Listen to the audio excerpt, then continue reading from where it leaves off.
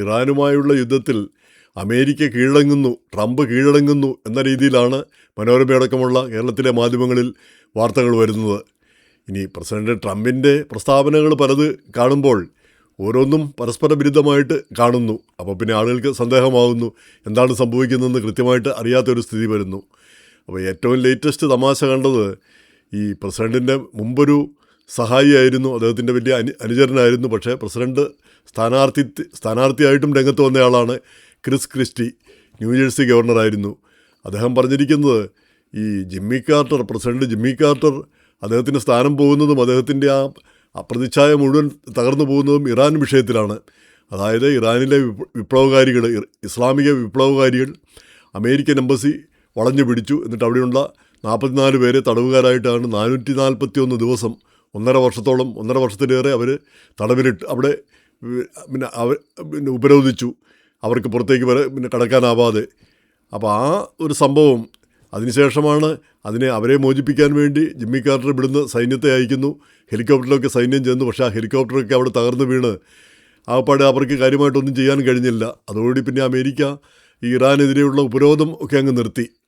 പിന്നെ ഇറാനുമായിട്ട് രഹസ്യബന്ധങ്ങൾ, Iran contra ബന്ധം എന്നൊക്കെ പറഞ്ഞ ആ പഴയ കാലത്തുള്ള ചില കാര്യങ്ങളാണ്. ഇപ്പോഴതെന്താണെന്ന് തന്നെ ഓർക്കുന്നില്ല.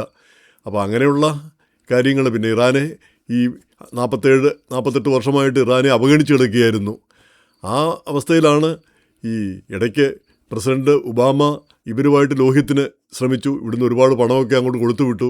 ഇവരുമായിട്ടൊരു കരാറൊക്കെ ഉണ്ടാക്കി. അണ്വായുധം ഉണ്ടാക്കില്ല എന്നുള്ളതായിരുന്നു കരാറിൻ്റെ പ്രധാന വ്യവസ്ഥ. അത് ആ വ്യവസ്ഥ ഇപ്പോഴും നിലനിൽക്കുന്നു, അതിനവർ തയ്യാറുമാണ്. പക്ഷേ പ്രസിഡന്റ് ട്രംപ് വന്നപ്പോൾ അവർക്കെതിരെ ശക്തമായിട്ട് നടപടിയുമായിട്ട് രംഗത്ത് വന്നു. ഈ പിന്നെ നേരത്തെ ഉണ്ടാക്കിയ കരാറിൽ കൂടുതലൊന്നും ഉണ്ടാക്കാനില്ല എന്നാണ് വിദഗ്ധർ പറയുന്നത്.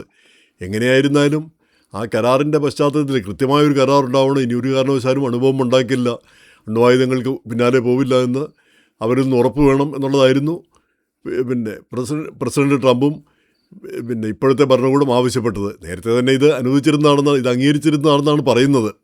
എങ്ങനെയായിരുന്നാലും യുദ്ധമായി. ഇപ്പം പ്രസിഡന്റ് ട്രംപ് പിന്നെയും പിന്നോക്കം പോകുന്നു എന്നാണ് ഈ നാട്ടിലെ പത്രങ്ങളൊക്കെ പറയുന്നത്, ഒരു വിഭാഗം പത്രങ്ങൾ പറയുന്നത്. അതായത് ഈ പിന്നെ ഹോർമൂസ് കടലിലേക്ക് തുറന്നാൽ മതി, ഈ ഇറാന് അണ്വായുധം ഉണ്ടാക്കാതിരിക്കുകയോ ചെയ്തുകൊള്ളട്ടെ എന്നുള്ളൊരു നിലപാടിലേക്ക് അമേരിക്ക അല്ലെങ്കിൽ പ്രസിഡന്റ് ട്രംപ് വന്നിരിക്കുന്നു എന്നാണ് പിന്നെ ഇവരുടെയൊക്കെ കണ്ടെത്തൽ. അതിലെത്ര കണ്ട് സത്യമുണ്ടെന്ന് അറിഞ്ഞുകൂടാ. അപ്പോൾ ഇപ്പോൾ ഇറാന് വാശി കൂടി അവർ പുതിയ വ്യവസ്ഥകൾ വെക്കുകയാണ്. ഹോർമൂസ് തുറക്കണമെങ്കിൽ അവർക്ക് ഈ അമേരിക്കൻ നാവിക ബ്ലോക്കേഡ് അവസാനിപ്പിക്കണം, അമേരിക്കൻ സൈന്യം അവിടെ നിന്നെല്ലാം പോകണം, പിന്നെ അവർക്ക് കപ്പം കിട്ടണം, പോകുന്ന കപ്പലുകളൊക്കെ അവർക്ക് പൈസ കൊടുക്കണം. ഇങ്ങനെ പലവിധ കാര്യങ്ങൾ അവർ ആവശ്യപ്പെട്ടിരിക്കുകയാണ്. ഇതൊന്നും ഇല്ലാതെ ഒന്നും ഇത് ഹോർമൂസ് തുറക്കാൻ പോകുന്നില്ല എന്നാണ് പറഞ്ഞിരിക്കുന്നത്. അപ്പം ചുരുക്കി പറഞ്ഞാൽ അമേരിക്ക ഇപ്പോൾ എന്താണ് ചെയ്യേണ്ടതെന്ന് അറിയാത്ത ഒരു അവസ്ഥയിൽ കിടക്കുന്നു. അടിച്ചു നിരപ്പാക്കണം, പിന്നെ ഇറാനെ അടിച്ചു നിരപ്പാക്കാം. പക്ഷേ അടിച്ചു നിരപ്പാക്കാൻ മാത്രമുള്ള ആയുധങ്ങൾ കയ്യിലില്ല എന്നാണ് ഇപ്പോൾ പറയുന്നത്. ഇനിയിപ്പോൾ ആയുധങ്ങളൊക്കെ ഉണ്ടാക്കി വരണം. അപ്പോൾ അതുപോലെ തന്നെ സൈനികർക്ക് കൊടുക്കാൻ ശമ്പളം കൊടുക്കാൻ പൈസയില്ല. ഇങ്ങനെയൊക്കെയുള്ള കാര്യങ്ങളൊക്കെയാണ് റിപ്പോർട്ടുകളിലൊക്കെ വരുന്നത്. എന്തായാലും ഇതൊന്നും മുഴുവനൊന്നും സത്യമല്ലാന്ന് നമുക്കറിയാം, നിക്ഷിപ്ത താല്പര്യക്കാരൊക്കെ പറയുന്നതാണ്. പക്ഷേ അതേസമയം തന്നെ ഈ അമേരിക്കയുടെ നിർദ്ദേശങ്ങൾ ഇറാൻ അംഗീകരിക്കുന്നില്ല. ഈ ഹോർമൂസ് തുറക്കുകയും പിന്നെ ചർച്ചകളിലേക്ക് പോകാം എന്നുള്ള രീതിയിലാണ് അമേരിക്ക നിർദ്ദേശങ്ങൾ വെക്കുന്നത്. അതിനോട് ഇറാൻ സഹകരിക്കുന്നില്ല. ഇനി ഇസ്രായേലിൻ്റെ സ്ഥിതി എന്താണ്? അമേരിക്ക ഈ ഗാസ കരാർ ഉണ്ടാക്കാനായിട്ട് ഏതാണ്ട് 14 വ്യവസ്ഥകൾ പിന്നെ മുന്നോട്ട് വെച്ചു. ഒന്നും അംഗീകരിക്കില്ല എന്നാണ് ഇപ്പോൾ ഇസ്രായേലും പറഞ്ഞിരിക്കുന്നത്. അവരും കടുംപിടുത്തത്തിലാണ്. ഗാസയിലെ അവസാനത്തെ ഹമാസുകാരനെയും നിരായുധനാക്കിയിട്ടല്ലാതെ യുദ്ധം അവസാനിപ്പിക്കുന്ന പ്രശ്നമില്ല എന്നാണ് പറയുന്നത്.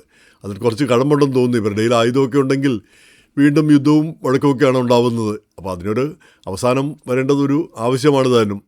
എന്തായാലും ഇതിങ്ങനെ കുഴഞ്ഞു മറിഞ്ഞിരിക്കുന്ന, അപ്പോഴാണ് ഈ ക്രിസ് ക്രിസ്റ്റി പറഞ്ഞിരിക്കുന്ന ഒരു ജിമ്മി കാർട്ടറിൻ്റെ തലത്തിലേക്ക് ഈ പ്രസിഡന്റ് ട്രംപ് മാറും.